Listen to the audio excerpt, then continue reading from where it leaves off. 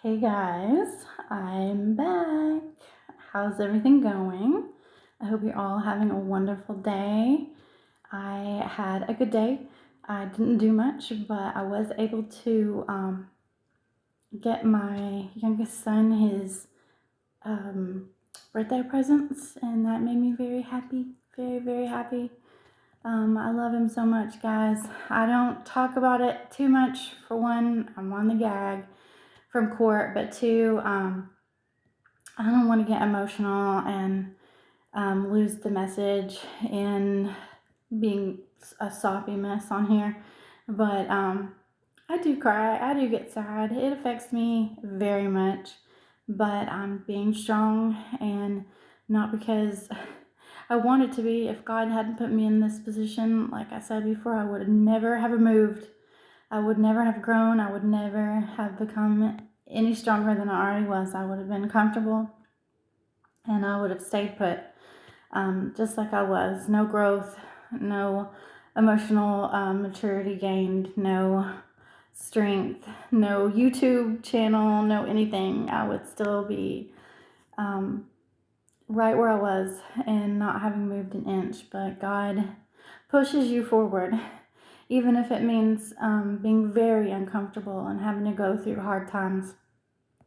And that is why I think it's important to show these messages and these videos while I'm still going through it, because I don't want to sit back and after I'm out of it or I've moved on to the next portion of my life, the next chapter, and act like it was easy. I want to show it while I'm going through it to one, show that you can be composed and you can be mature. You don't have to wild out. You don't have to crash out. You don't have to do any of those things to feel pain and work through it. Don't give them what they want. That's what they want from you. So you have to grow while you're going through it to be the bigger person, and not just in the moment, like for good. Change that part of you for good, because it doesn't serve any purpose except helping your enemies. So I'm glad that I got to give him his presents. He's so beautiful.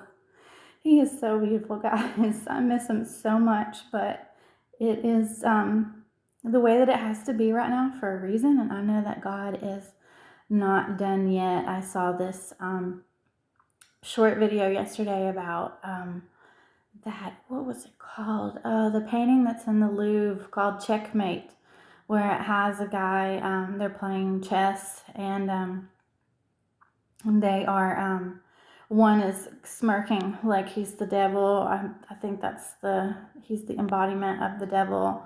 And the other person, whose move that it is struggling and very much in despair and worry and frustration. And the video was about a chess champion that was going through a tour in the Louvre, and he was looking at the painting for a really long time, and they were like, "Are you ready? We're moving on." And he was like, "It says checkmate." And the guy seemed so frustrated, but him being a chess champion knew the painting had, the pieces that were still on the board was showing that there was one more move left. And he said, God still has one more move left. That the game is not over. The last move is God's, and there's still one move left to be made. And that was just beautiful to me, because that's what I feel all the time. I know that I haven't done anything wrong despite what anyone's heard, and I'm not trying to be on here disproving that or trying to make anyone else look bad. I have had many chances to stoop to that level and reciprocate the mud that has been thrown at me with equal amounts, if not more mud, towards the other side if I wanted to, and I chose not to do that. I simply took what was thrown at me. I did not throw it back. I stood with the facts, and I am telling the truth. My story has never once changed, and I do not run to anyone. I'd talk to no one, which is why I wanted to make this video right now, because I knew that I could be emotional. But I'm wearing makeup, and I don't want to waste good makeup, because I stay at home a lot. I stay to myself. I don't go Out in public, I'm not on social media except for this channel. I mean, I have pages, but I don't put anything on them. I haven't since my son was taken from me, and that was where I decided to end my relationship with social media other than my YouTube channel. And I didn't do this for a long time. I very much had to go within and just spend time with me and God to be ready to come back out. I mean, it was horrible. I sat here last night. I pray every day. I always pray throughout the day, but I spend a dedicated time of every day. And don't get lazy. Always do that. I would encourage you to try to talk to God throughout the day, no matter what's going on, good, bad, nothing at all. But at the end of the day, I always take time to cleanse my space before I go to bed, and I say my same prayers. Basically, I add to them, but I always say mainly the same thing. You can call it a ritual or whatever you want to call it, but it's my time with God. It's not anything unhealthy. I'm not praying to anything other than the Lord above, the God that I serve, our power source, the divine in heaven. That's who I serve. I don't care what anybody else says. I've heard other things, but I spend time with God every day, even when I don't feel like it. If I have watched a movie and I've gotten lazy or I've gotten tired, I still make myself get up. And I used to do it in my room, but now that I've decorated this space in here, I do it in my little spiritual corner, and I talk with God. And I sat and cried for a while last night, just looking back on all of the things that I have gone through and what a miracle, how many miracles there have been along the way that I was able to make it through being thrown out of my uncle's with very little in my car, having my child for almost 3 weeks in that time, and providing for him every single day, even when I didn't know how the next payment for the hotel room that we were staying in was going to come from, or the food that we were going to eat, or the clothes that I had to get him, because he only had 2 changes of clothes too. But I was able, every step of the way, the Lord provided. And then when he was taken from me, it's the gut punch of all gut punches. It should have wiped me out. That's what it was meant to do. But with God, and only because of God, was I able to regain my strength and find a way to be happy when there was seemingly nothing to be happy about, to make it through 2 weeks in that older couple's house with knowing that they were not good for me. It was not a good place for me to be, and finding my way out of that on just a hair's, like, by the skin of my teeth, I got out of there right in the nick of time before they had evil plans for me. And I haven't talked about that, but I will someday. But they had it in for me too, and they wanted me to go to jail. And if I hadn't gotten out of there in the nick of time, they would have done something horrible to me, gotten me in a place that would have been impossible for me to get out of. And I disappeared. I disappeared. The only thing that I did was walk in the park until my job started. And then I worked a really hard job for a really long time.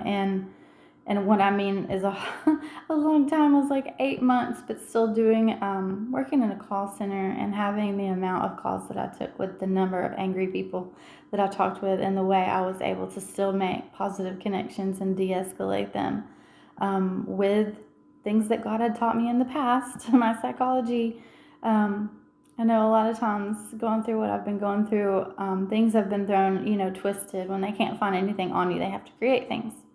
So there's been a lot of grasping at straws, things that were, that I've been through that were positives, were being spun in a negative way to try and reinforce the narrative. And contrary to popular belief, my work at the psychiatric hospital did not teach me it taught me a lot about how the system is bent and broken, and it fails a lot of people that it should be helping.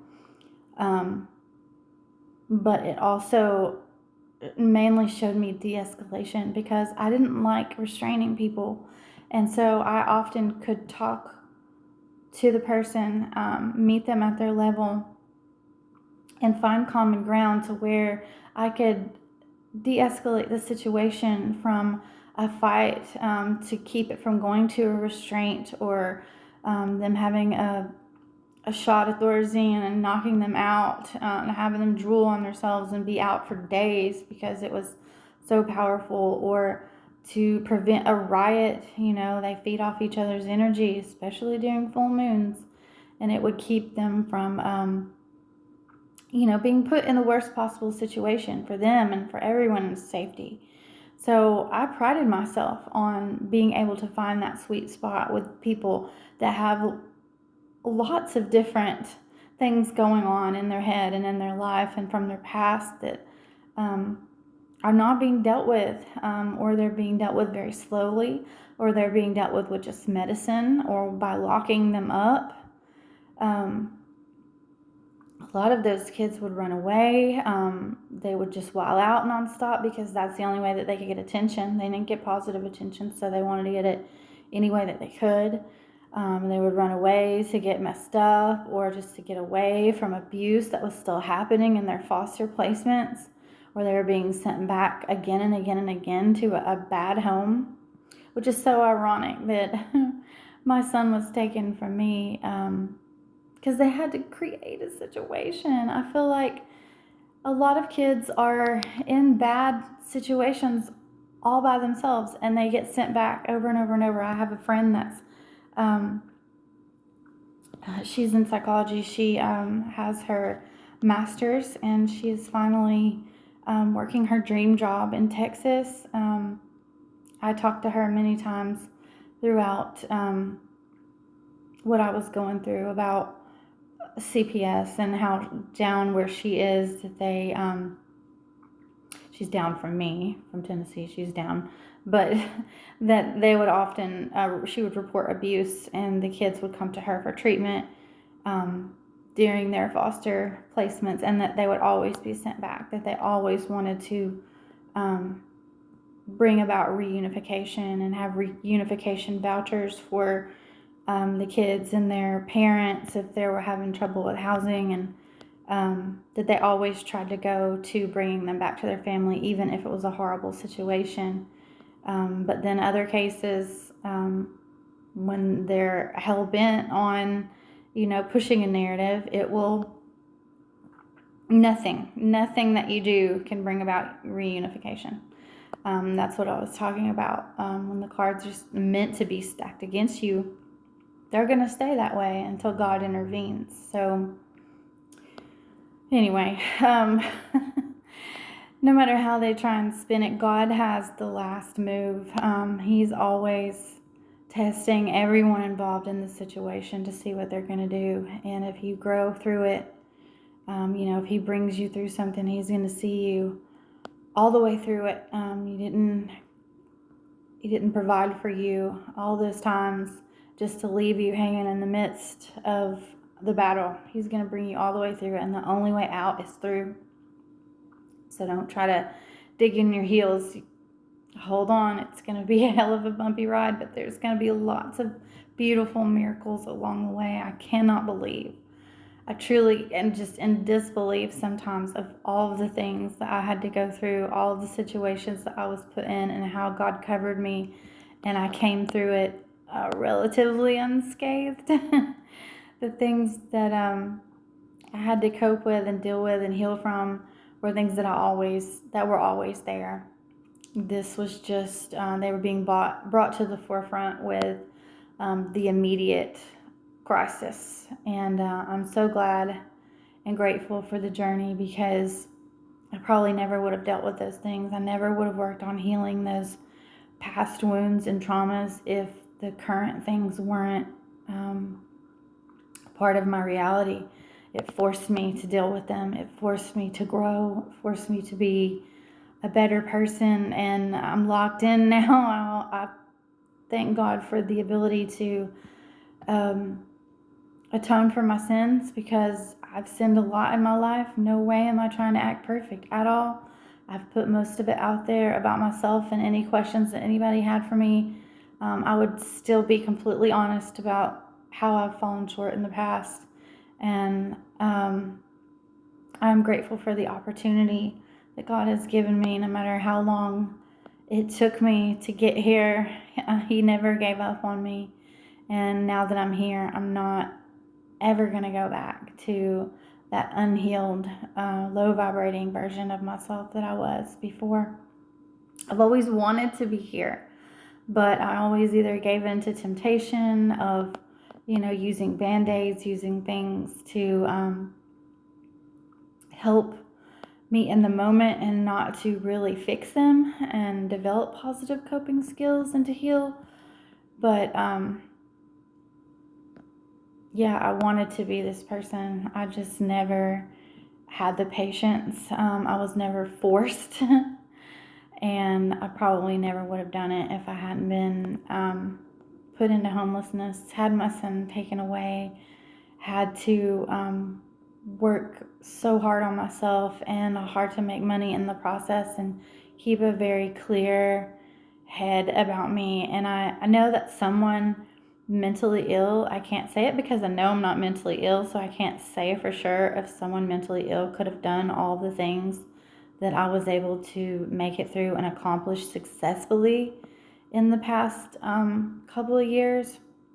But I don't feel like I could have done it successfully if I had been mentally ill, because there were so many challenges, so many things that I needed to be clear and level-headed and process and be open to hearing things through my intuition, that if I had not been of sound mind, I could never have pulled the past year and a half, 2 years off ever. I don't think it would have been possible for me to have been mentally ill and pulled all of the things that with God I pulled off. It just I couldn't have done it. I would have given up. I would have broken. I would have harmed myself. I would have gone to addictions. I would have done something that was harmful to myself instead of slowly but surely working my way back to a point of stability with God. So lots of miracles along the way, and I know that God's not done yet. My message for today is very relevant with what I'm going through, but I can also pull experience and wisdom from past experiences that I have gone through, not just with this situation, but with my first marriage. Definitely some sage advice that I heard from my first husband's grandmother, who has now been passed years. But I loved her. Her name was Goldie. And I felt like we related on a lot of levels. Despite our age difference, I have always felt like an old soul, and I've always gotten along with older people better than people of my own age, because for a long time, for 14 years, I was an only child, so I spent a lot of time with adults and trying to please them, trying to navigate their moods and whatnot. So I became an adult for safety, and just because that was the exposure that I had mainly. So this is going to be about, don't compete with your partner.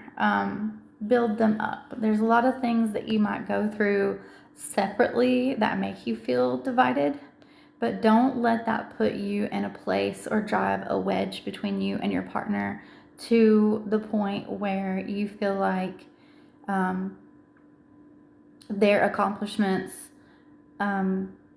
diminish your point in life to where you are on your journey, because everyone has their own gifts, everyone has their talents, and you might not achieve your gifts or be aware of your talents and sharpen your skills at the same point where they're at, especially if there's an age difference between you two, or one grew up in abuse that was not the same. You may trauma bond. Your abuse is not going to always be the same. Even though you have wounds and traumas, doesn't mean they're going to be the same as the person that you trauma bonded with. So you're going to be at different points, no matter who you're with in union. If you choose to be in a partnership or even a friendship, a close bond with someone, I'll put it that way, you're not going to be at the same point. You're not going to hit the same milestones or accomplishments at the same time as each other. So depending on what you're witnessing the other person go through, build them up. You will have your moment to shine if you put the work in. So it's not a competition, but I've often seen this with my relationships and other relationships that I have been around. So I was in a relationship where my partner resented me for my gifts. And in that, I would mean artistic talents, the way that I could connect with others, relating to them, empathy for them. I was 6.5 years older than this person, so I had a lot of experiences and wisdom from those experiences that God put me through to share and to help others. And he knew that, and he saw my artistic talent, and he knew how I could make things beautiful and I could have beautiful connections with others. And I often felt like they resented me for that. My authenticity, my ability to always channel my creativity. So they can't love you. You can't love someone else if you harbor resentment for that person. There'll always be a wedge of some sort, whether you're paying attention to it, whether it's prominent.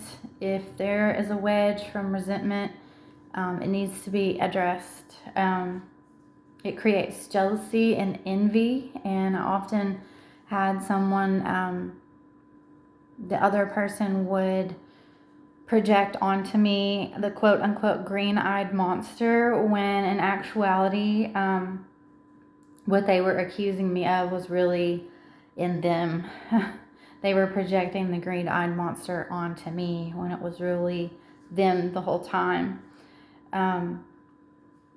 When you listen to anyone talk bad about your partner, anyone that finds imperfections in them and tries to create the wedge with that, and it festers, you've listened to it, you'll make space for that. It's betrayal to your partner, no matter how small it may seem at the time. It's toxic and it's poisonous to that union. I was in a relationship with someone that had a mother wound, and they were not able to cut those apron strings. There was a lot of codependency there. There's a difference between, being a mommy's boy, and having the codependency that you just can't cut off, that it's not a healthy relationship. There are no boundaries whatsoever, and the parent will run all over the child and vice versa. It happens both ways. And your relationship tried to put down many boundaries that were never observed or respected, ever. I remember when we had our child, saying that we didn't want anyone to come over right away after we got home from the hospital. And the very evening that we came home from the hospital, they were knocking on the door, trying to push their way in. And they got in, even though we had set a strict boundary and made a promise to each other that we wouldn't let that happen. It happened immediately. No respect whatsoever. So don't ignore those red flags. It's important how your partner treats other people and their parents, especially, women. If you're a woman, you will get to see if they have the skills of being able to respect and being able to treat others kindly and to have empathy. So, pay attention to their behavior, how they treat their friends, how they treat their mother, their sisters. Women just, waiters at the restaurant. It's important to observe that and have that information. Don't ignore the red flags, especially of codependency. If you have been codependent in your past, because sometimes if you're working on things like codependency for yourself, and that is maybe something that you've trauma bonded over, the lines may become blurred with you if you are recovering from that or if you're working on that. So try not to have tunnel vision on codependency. If you see it, it's a red flag. If you go to someone else, especially your family or good friends, to vent, they will never forget that. And this is where Goldie comes into play, because I remember going to see my first husband's grandmother when she was put in a nursing home right before she had passed away, and she said, and we had just gotten married. We were still like newlyweds, and she had said, my best piece of advice that I could give you is to not run to members of your family and vent and fuss about each other, because they love you and they have a history with you. They're very protective of you, and they will never forget that. And you will find it very hard to bounce back the reputation of that person in their eyes after you've done that. You could just be venting and be stressed in the moment and have taken a break and given yourself space in that relationship, and you've gone to visit a relative or a good friend, and you just need to get it off your chest. You just need to, I'm frustrated about this, but that other person who loves you and has a history with you will take that very personally and will be very protective over you, and you might go back to that partner like nothing ever happened, because all you needed to do was let off steam. But the other person that you told it to will never, ever, ever forget that. And they will always hold it against that other person and look at it as a reason why you shouldn't be together or you deserve more, when all you were doing was just venting. You had a bad day or you had an argument, which everyone does from time to time. So it's hard to bounce back and go back to square one with others if you have tainted your partner's image to another loved one. Keep it to yourself until you can speak with God or someone removed from the situation, an impartial party that's not going to have the wedge and hold the grudge. So that was such a great piece of advice. What happens when this wedge is created, when it exists? Your partner starts to keep score. They start to knowingly or unknowingly compete with you and have competition that exists in the relationship. This will manifest as infidelity, the need to feel desired by someone else outside validation, to have secrets behind your back, demeans you without you even knowing that it's going on in the other person's mind. They have one up on you. This is something that they feel is a score in their mind. They have been desired. They have something with someone else that you know nothing about, and they hold it, they covet it. And yeah, they feel like they have stepped out on you and they've stepped up on you because this has made them feel bigger or better in some way.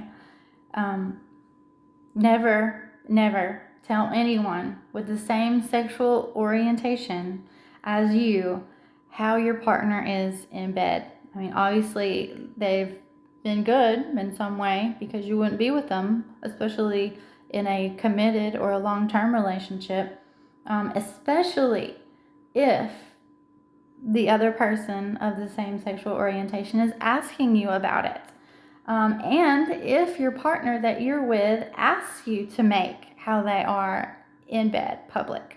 Those are huge red flags. I know that when I first started having sex, I had, you don't know what to do when you first start having sex. And so it may take you a few times with that person or a couple of partners before you realize what to do and what feels good and what is good, considered good sex, or something that's pleasurable in that department. And I told a couple of my friends about it with the person that I had deemed as pretty good.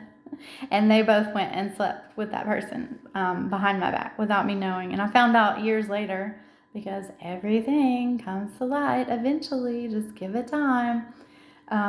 Good thing I wasn't with this person anymore because I didn't care at that point, but I did think that it was shady and definitely broke girl code.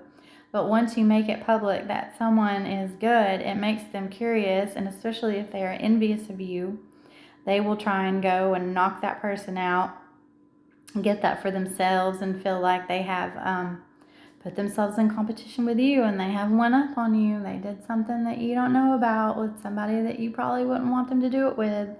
And they coveted that and found some kind of win or success, some kind of gain from that. And so don't talk about your sexual life with other people, and especially if your partner, which this has also happened to me, said, hey, have you ever told other people about this, that, and the third? And no, I wouldn't, because I know from the past not to. And two, why would you want other people to know unless you were trying to get at them, unless you wanted them to find you desirable and know things about you that are private to me and you?